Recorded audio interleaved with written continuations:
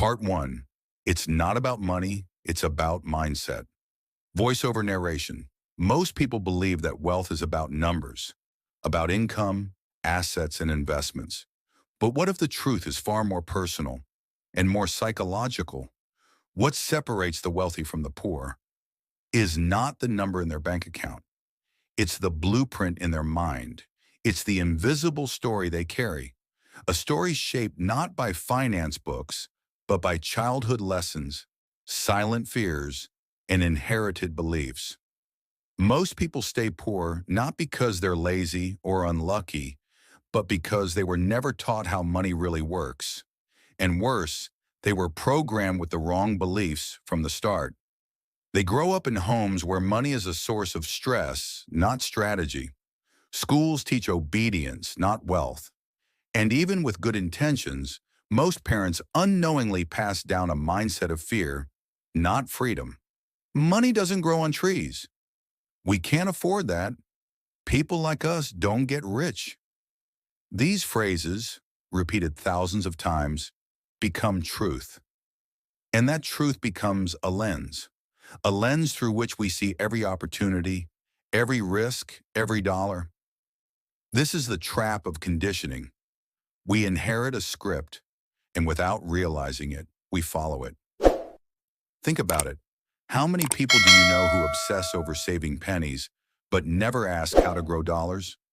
They clip coupons, chase discounts, fear every investment, and in doing so, stay exactly where they are. This is the scarcity loop, a cycle where fear drives every financial decision. We fear loss, so we avoid risk. We fear failure, so we don't try. We fear judgment, so we play small. We don't ask, what's the return on this investment? We ask, and how much does it cost right now? But here's the real cost: time, energy, potential, dreams. Now imagine this. A person living in poverty wins the lottery.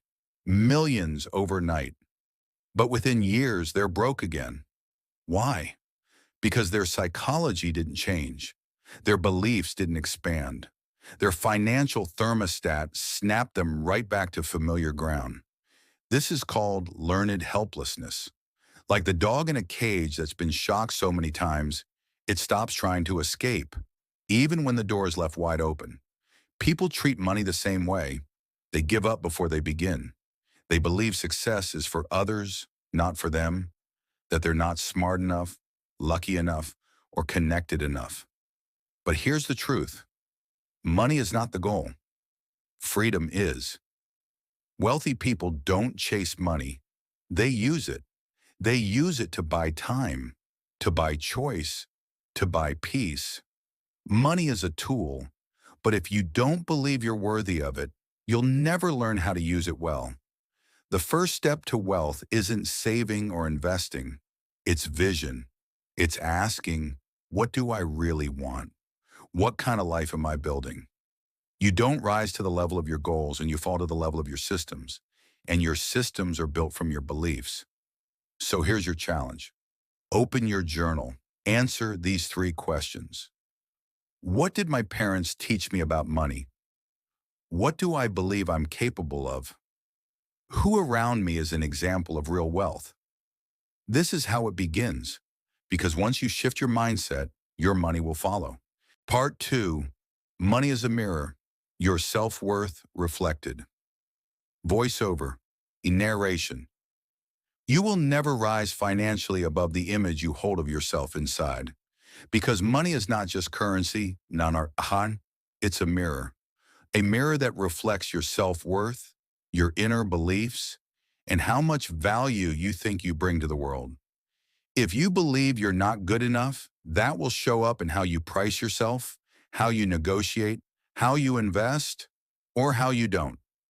Wealth is an external result, but it always begins with an internal shift. You can hustle all you want, but if you're still running a script of unworthiness, you'll keep hitting invisible walls. Think about it. Someone offers you an amazing opportunity, but instead of stepping up, you shrink. You doubt yourself. You sabotage it.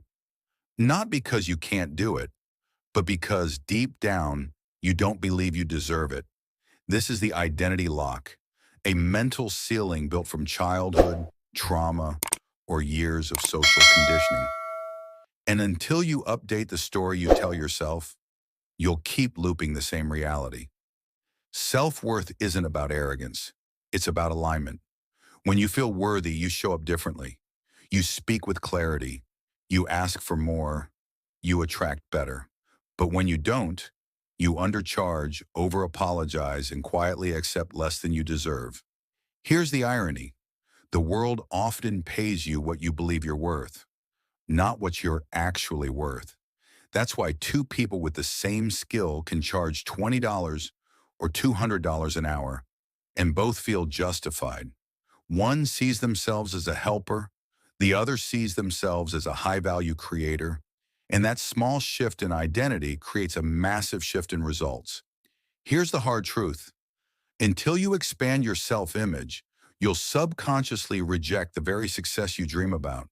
You'll overspend, procrastinate, avoid responsibility because your inner world isn't calibrated for abundance.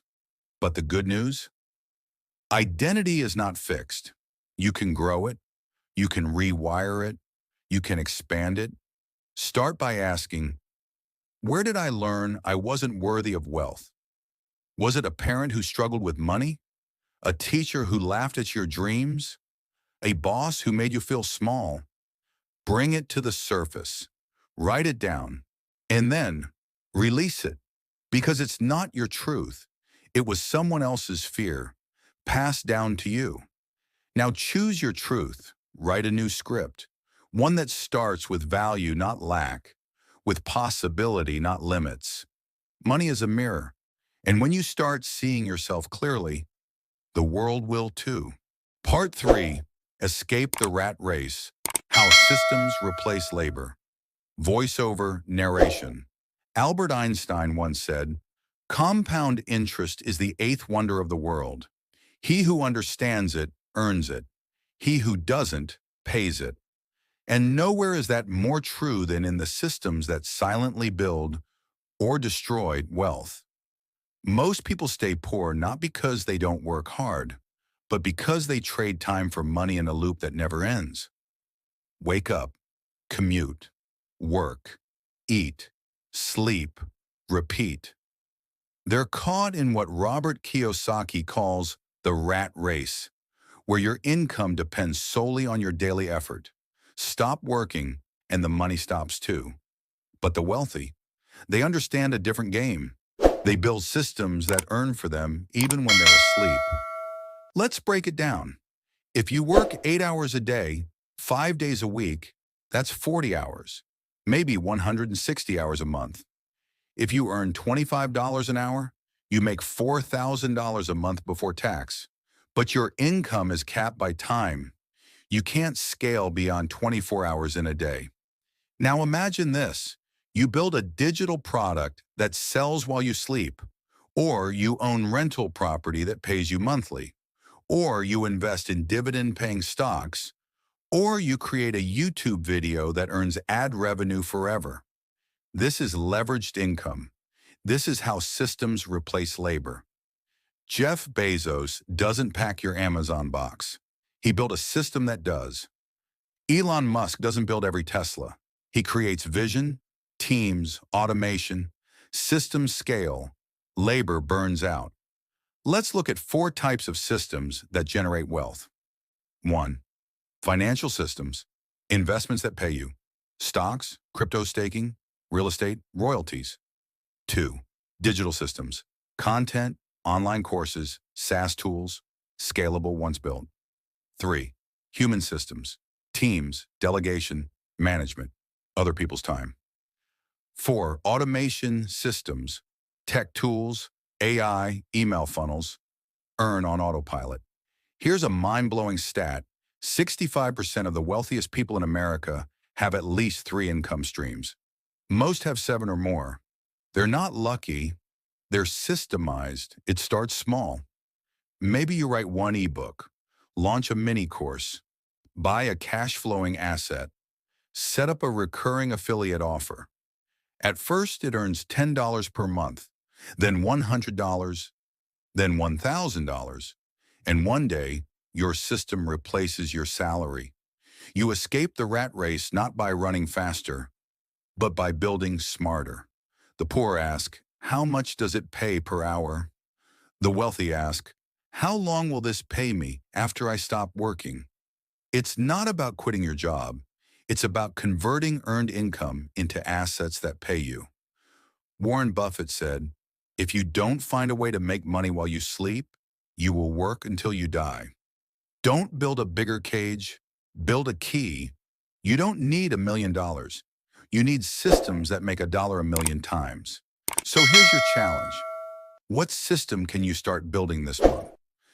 What skill do you already have that's monetizable at scale? What process can you automate or delegate? Write it down, then build it, improve it, stack it. Because every dollar that comes in while you sleep is one step closer to freedom. Part 4. The long game. Why real wealth is built in silence. Voiceover narration. There's a reason most people never get rich. It's not because they're not smart enough. It's not because they don't work hard enough. It's because they quit too soon. We live in a culture addicted to speed, instant success, overnight fame, 30-day challenges. But wealth, real wealth, it's quiet, it's boring, it's built in the shadows, brick by brick, while the world chases noise. Warren Buffett made 99% of his wealth after the age of 50. His secret wasn't just stock picking. It was patience, consistency, the ability to delay gratification longer than anyone else. Amazon took over 10 years to become profitable. Netflix lost money for 6 years straight. Bitcoin took 12 years to go from $0.01 to $60,000. The long game is where real power lives, because in the long game, the compound effect works in your favor.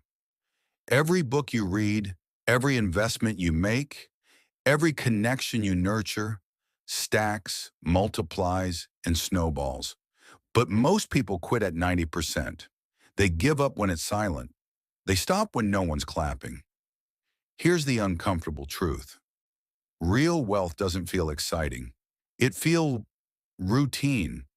It's waking up early when no one's watching, investing when others are panicking, learning when it's easier to scroll. Success isn't sexy, it's discipline repeated.